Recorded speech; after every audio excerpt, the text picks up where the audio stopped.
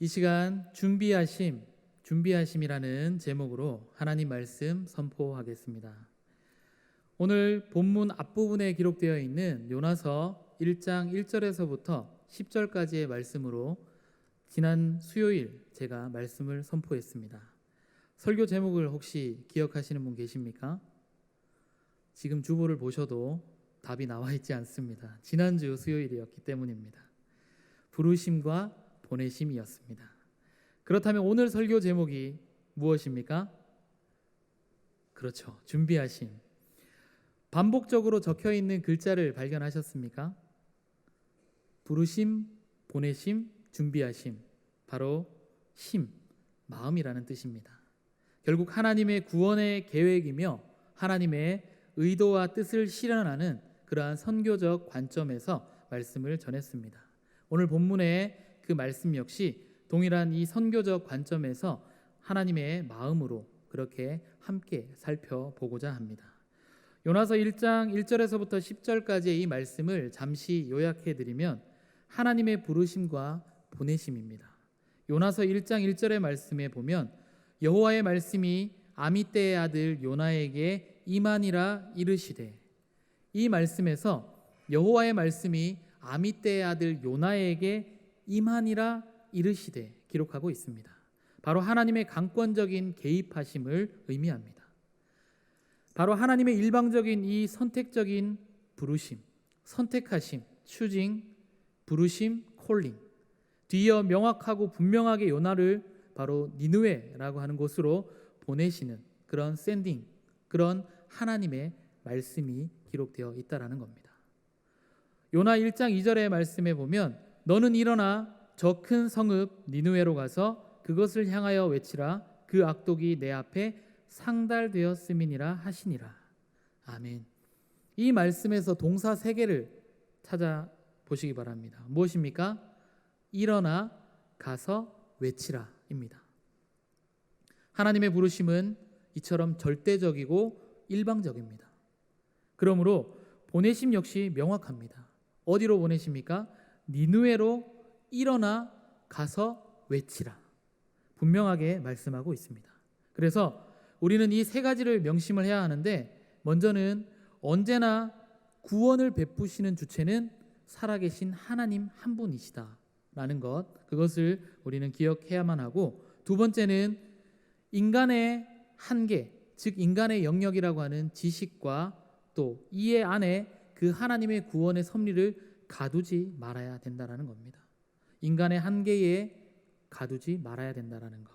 마지막으로는 하나님은 그 구원의 계획을 끝까지 성취시키신다라는 것이 바로 제가 수요일에 말씀드렸던 3가지의 요약입니다. 친절하게 지난 수요일에 못 오신 분들을 위해서 제가 요나서 1장 1절에서부터 10절까지의 말씀을 다시 보기로 정리해 드렸습니다. 오늘은 하나님의 부르심과 보내심에 이은 하나님의 준비하심입니다. 하나님은 언제나 그 하나님의 역사, 히스토리를 써내려 가실 때마다 철저하게 준비하시는 그런 분이십니다. 오늘 본문은 하나님께서 하나님의 구원 계획을 어떻게 준비하셨고 또 어떻게 진행시켜 가시는지에 대한 그런 내용이 잘 기록되어 있는 본문입니다. 먼저 하나님의 준비하심의 첫 번째입니다.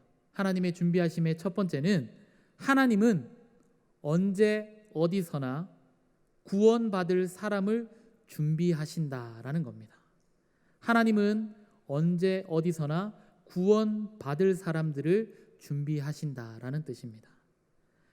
오늘 본문의 장면을 말씀드립니다. 요나가 하나님의 그 부르심과 보내심에 불순종하여서 하나님이 원하셨던 그 니느웨가 아닌 다시스로 가는 배에 올라타서 하나님께서 원하시는 곳과 정반대 장소로 가는 상황입니다. 갑자기 잔잔했던 그 바다에 거대한 폭풍이 몰아쳐 배가 당장이라도 산산조각 날 상황에 처하게 되었습니다. 다시스로 가는 배에 함께 승선했던 그 선원들, 갑작스러운 그 폭풍으로 인하여 공포에 사로잡히고 맙니다. 저마다 자신들이 믿고 있던 그 이방 신들에게 살려달라고 도움을 청하며 소리를 질러댑니다. 그것조차 아무 소용이 없자 배의 무게를 줄이기 위해서 배에 실었던 모든 물건들을 전부 바다에 던지게 됩니다. 그런데 그런 긴박한 상황, 폭풍으로 인하여서 지금 당장 배가 난파되어도 정말 힘든 상황이 아닌 이 어려운 상황 속에서 유일하게 유유자적한 시간을 보내는 인물이 있습니다. 누구입니까? 바로 요나입니다. 요나는 배의 밑층으로 내려가서 깊은 잠에 빠집니다. 자신의 불순종이 엄청난 결과를 낳고 있음에도 불구하고 영육간의 깊은 잠에 빠져 있다라는 겁니다. 요나서 1장 3절 말씀입니다. 제가 읽어드리겠습니다. 그러나 요나가 여호와의 얼굴을 피하려고 일어나 다시스로 도망하려 하여 욥바로 내려갔더니 마침 다시스로 가는 배를 만난지라. 여호와의 얼굴을 피하여 그들과 함께 다시스로 가려고 배삭을 주고 배에 올랐더라. 아멘. 이 3절 한 절에 내려가다라고 하는 이 단어가 2번 등장합니다. 우리가 읽었던 개역개정 성경에는 욥바로 내려갔더니라고 하는 이 문장에 한 번밖에 등장하진 않지만 내려가다라고 하는 이 뜻의 히브리어 단어 야라드라고 하는 이 단어는 2번 등장합니다. 욥바로 내려갈 때 한 번 사용이 되어지고요. 그 다음에는 마지막 구절에 있는 배에 올랐더라라고 하는 이 표현의 단어가 바로 야라드, 내려가다라는 뜻입니다. 우리말에는 올라갔다라고 하는 이런 상승의 표현인데 3절 말씀에 기록되어 있는 그 히브리어 원어는 내려갔다 야라드라고 하는 그런 의미를 사용하게 됩니다. 무엇을 의미합니까? 하나님의 부르심과 보내심에 불순종하여서 그 하나님의 얼굴을 피하여 도망치는 인생, 결국은 내리막길 인생이라는 것을 우리에게 교훈하고 있습니다. 내려가고 내려가서 끝까지 내려가는 그러한 인생을 우리들에게 교훈해 주고 있습니다. 더욱이 우리가 가장 경계해야 할 모습이 바로 배 밑층에 내려가서 깊이 잠이 든 요나의 모습입니다. 그저 잠에 빠져 있는 것도 부족해서 더 깊은 잠에 빠져 있습니다. 밖에서 무슨 소리가 나건 어떤 상황이 일어나건 전혀 상관없이 그저 본인의 그러한 피로를 풀기 위하여 깊은 잠에 빠져 있습니다. 생사의 갈림길에 서 있는 그 수많은 사람들이 살려달라고 아우성치며 어떻게든 살기 위해서 몸부림치는 그 상황 속에서 요나는 그러한 상황을 알 리 없는 그 깊은 잠, 영적, 육적 깊은 잠에 빠져 있습니다. 너무 자기중심적인 모습 아닙니까? 배가 난파돼서 배가 침몰하게 되면 결국 자신 역시도 죽임을 당하게 될 것임에도 불구하고 여전히 그 상황과 아랑곳하지 않고 자기중심적으로 빠져 있습니다. 나와 상관없는 상황이라고 치부하고 당장 나에게 어떤 피해도 일어나지 않기 때문에 아무것도 하지 않고 있는 어떤 우리의 모습과 너무나 닮아 있습니다. 늘 코로나19가 끝나지 않았기 때문에 우리가 예배 현장으로 나오는 것이 위험하고 어렵기 때문에 늘 우리의 삶의 처소에서 머물러 있고 그곳에서도 정성껏 영상으로 예배 드리면 괜찮지만 그마저도 처음의 간절함과 그 애절함은 다 사라져버리고 그저 우리가 편한 시간에 우리가 드릴 수 있는 시간에 그저 영상을 켜서 잠시 잠깐 예배 드리는 너무나 나태하고 안일해져 버려져 있는 우리의 삶과 너무나 닮아 있다라는 겁니다. 어제 뉴스에 보니까 베트남의 코로나19 확진자 수가 하루에 1만 명을 넘어서서 군 병력까지 동원해서 결국은 주요 도시를 봉쇄한다라는 소식이 있었습니다. 그중에 베트남 호치민시도 포함이 되어 있었는데 코로나19가 시작되기 전에 저희 가정이 결혼 10주년 기념으로 온 가족 여행을 다녀온 곳이 베트남 호치민이었습니다. 그래서 뉴스에 더 관심이 갔었습니다. 2018년 저희 가족이 결혼 10주년 기념으로 정말 큰 마음을 먹고 베트남으로 여행을 다녀왔습니다. 있는 돈 없는 돈 다 모아서 아이들도 너희들의 비행기 값은 너희들이 대라 해서 아이들의 용돈까지도 다 끌고 모아서 베트남으로 여행을 갔습니다. 자유여행을 갔기 때문에 짧은 시간 동안에 최대한 많은 곳을 그러한 곳을 보고 경험해야 된다라는 그러한 불타는 사명감으로 하루에 2만 보씩 그렇게 걸으면서 이곳 저곳을 그렇게 여행을 하였습니다. 여행 마지막 날 인천공항에 도착한 저희 가족은 마치 전지 훈련을 다녀온 선수들처럼 녹초가 되어서 인천에서 이제 집에까지 오는 그 버스를 기다리며 잠시 벤치에 몸을 맡기고 버스를 기다리고 있었습니다.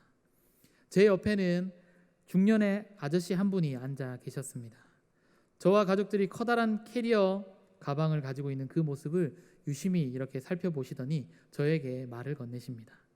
어디 여행 다녀오시나 봐요? 라고 질문합니다. 그래서 제가 가족들과 함께 베트남으로 여행 다녀왔습니다. 아, 그러시군요. 저는 라오스로 여행을 다녀오는 길입니다. 라고 대답을 하시더라고요. 그런데 저에게 다시 한 번 더 질문하시기를 혹시 집이 어디십니까? 라고 하시길래 제가 당시에는 대구에 살고 있었기 때문에 저희는 대구에 삽니다. 라고 했더니 그분이 안 그래도 억양이 서울 분은 아니신 것 같아서 질문을 했다라고 하시더라고요. 티가 납니까? 제가 아무리 표준어를 쓰려고 노력을 해도 티가 납니다. 어쩔 수 없이. 서로 이렇게 이런저런 이야기를 이렇게 주고받으면서 이렇게 시간을 보내다가 그분께서 갑자기 대뜸 저에게 이런 질문을 하십니다. 혹시 신앙생활 하십니까? 라고 질문하시더라고요. 대부분 복음을 전할 때 교회 다니십니까? 예수님 믿으십니까? 뭐 이렇게 복음을 전하지 않습니까? 그런데 신앙생활 하냐고 이렇게 질문을 하시는 그 질문을 듣고는 이분이 그냥 평신도는 아니구나라는 그런 직감을 하게 되었습니다. 그러면서 제가 웃으면서 대답을 했습니다. 저는 당시에 이제 대구에서 청년부 사역을 하고 있었기 때문에 청년부 사역을 하고 있는 목사입니다라고 소개를 했더니 그분이 웃으시면서 저도 목사입니다. 저는 서울 보라매 교회 담임 목사입니다라고 본인을 소개하셨습니다. 다시 반갑게 이렇게 이제 또 교인된 입장으로 함께 또 교역자된 입장으로 이런저런 이야기를 하다가 헤어졌습니다. 어떻게 보면 분명 같은 상황입니다. 여행을 마치고 지친 몸을 이끌고 함께 벤치에 앉아 있었는데 그 목사님은 그 순간에도 복음을 전하시려고 시도하셨습니다. 혹시 신앙생활 하십니까? 라고요. 그런데 부끄럽게도 저는 배 밑층에서 잠이 든 요나처럼 나와 어떻게 보면 전혀 상관이 없는 사람이기에 잠시 그냥 스쳐 지나가는 사람이기에 그 순간 복음을 전해야겠다라는 그런 생각을 잠시도 한 적이 없었습니다. 역시 담임 목사님은 괜히 담임 목사님이 아니십니다. 그 순간에도 복음을 전하셨다는 거죠.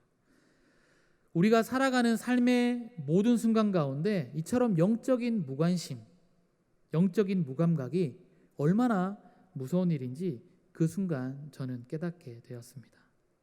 오늘 말씀에 그렇게 깊은 잠에 빠진 요나를 깨운 사람이 누구입니까? 바로 구원을 받을 선장과 선원들이었습니다.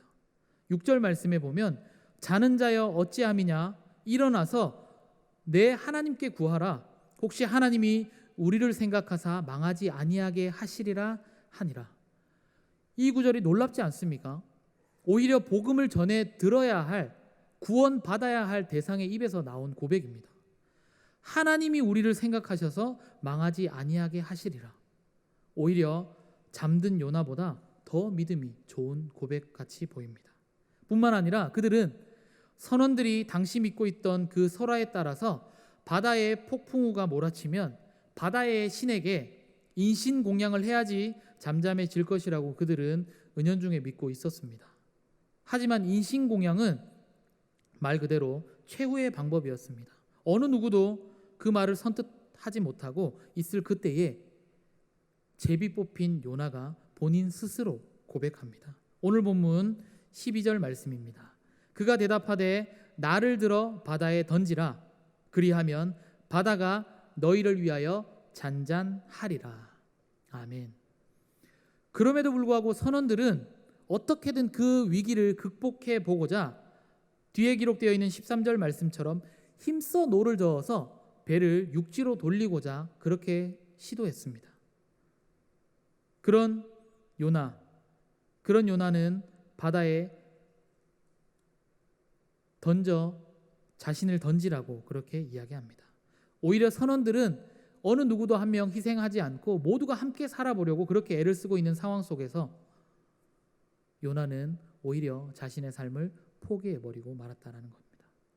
아무리 애를 써도 소용이 없자 그들은 어떻게 보면 최후의 고백을 하게 됩니다. 14절 말씀입니다. 여호와여 구하고 구하오니 이 사람의 생명 때문에 우리를 멸망시키지 마옵소서. 무죄한 피를 우리에게 돌리지 마옵소서. 주 여호와께서는 주의 뜻대로 행하심이니이다 하고. 아멘.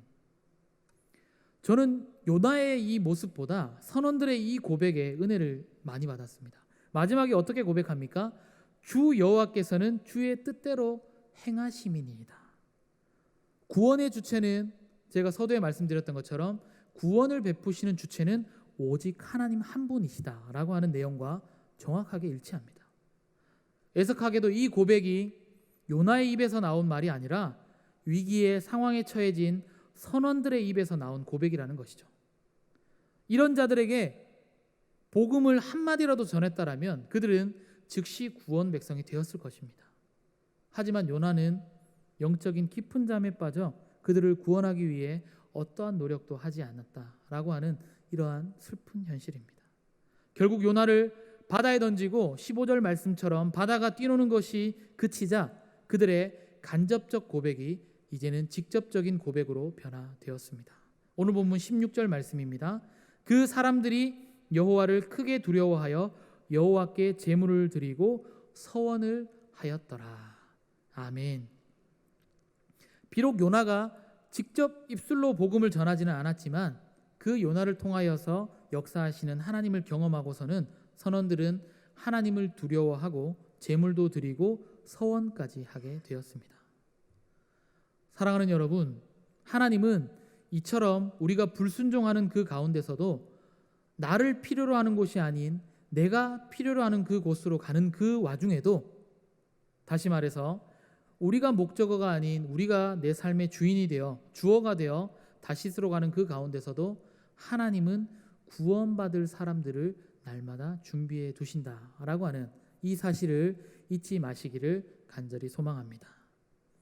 생각보다 구원받을 백성들은 우리의 삶의 자리 가운데 굉장히 가까운 곳에 위치하고 있습니다.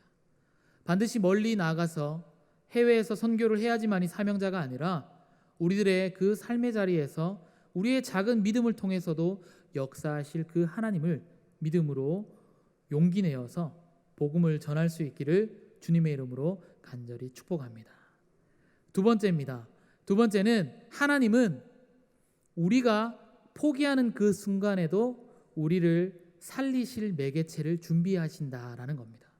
좀 길죠? 다시 한번 읽어드립니다. 하나님은 우리가 포기하는 그 순간에도 우리를 살리실 매개체를 준비하신다라는 겁니다.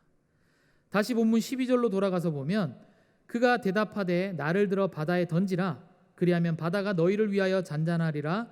너희가 이 큰 폭풍을 만난 것이 나 때문인 줄을 내가 아노라 하니라. 요나의 이 고백을 보면서 너무 안타까웠습니다. 저 순간에 저렇게밖에 표현할 수 없었을까? 차라리 나를 들어 바다에 던지라. 그리하면 전능하신 하나님께서 너희를 이 폭풍우 가운데서 너희를 살리시리라. 바다가 너희를 위하여 잔잔해지는 것이 아니라 너희조차 구원하시기 원하시는 전능하신 하나님께서 너희를 친히 살리시리라. 이렇게 표현했다라면 얼마나 좋았을까요? 저는 이 본문을 읽으면서 정말 안타까운 심정으로 이런 생각을 해보았습니다. 그런데 이 고백 이면을 살펴보면 요나의 내면, 요나의 감정 속에는 아직도 하나님의 마음과 요나의 자아가 여전히 대치하고 있음을 발견할 수 있습니다. 여전히 요나의 마음 속에는 구원의 특수성이라고 하는 그 마음이 자리 잡고 있었습니다. 구원은 오직 유대인에게만이라고 하는 이 인간의 이기적이고 편협한 마음이 여전히 요나의 마음 속에는 특수성으로 자리 잡고 있었습니다. 그러니 하나님의 구원의 그 보편성, 구원은 하나님을 믿는 모든 이들에게 열려 있다라고 하는 이 구원의 보편성이 자리할 틈조차 없었다라는 것이죠. 그런 마음이 자리 잡고 있으니 요나의 이 표현은 어떻게든 불순종하겠다라는 표현을 은연중에 드러내고 있습니다. 나를 들어 바다에 던져라. 이 표현은 자기 희생과 자기 부인이 아니라 자기 삶을 송두리째 포기하겠다라고 하는 표현입니다.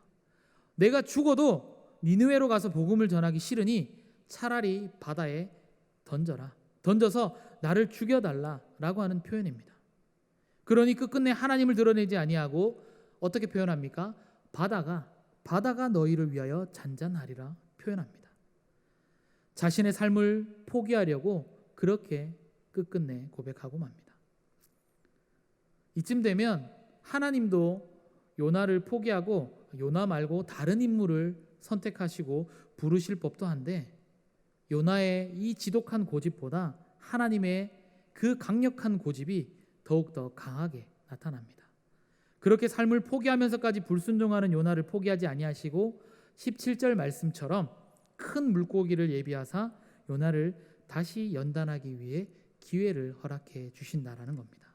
17절 말씀입니다. 여호와께서 이미 큰 물고기를 예비하사 요나를 삼키게 하셨으므로 요나가 밤낮 3일을 물고기 뱃속에 있느니라. 아멘. 17절에 기록되어 있는 이미라고 하는 이 단어가 잘 표현하듯이 하나님은 이미 벌써부터 요나의 불순종을 아시고 준비하셨다라는 사실입니다. 더하여서 큰 물고기를 예비하사, 여기에서 예비하사라고 하는 이 히브리어 단어는 바에만이라고 하는 이 단어를 사용을 하는데 뜻은 정하다, 공급하다라고 하는 뜻을 가지고 있습니다. 이는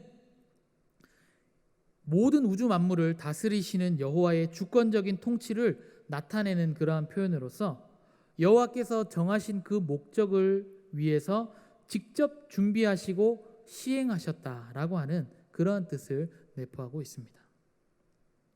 사랑하는 여러분, 하나님은 이토록 집요하시고 철저하시고 우리보다 더 강한 고집을 가지고 계신 분이십니다.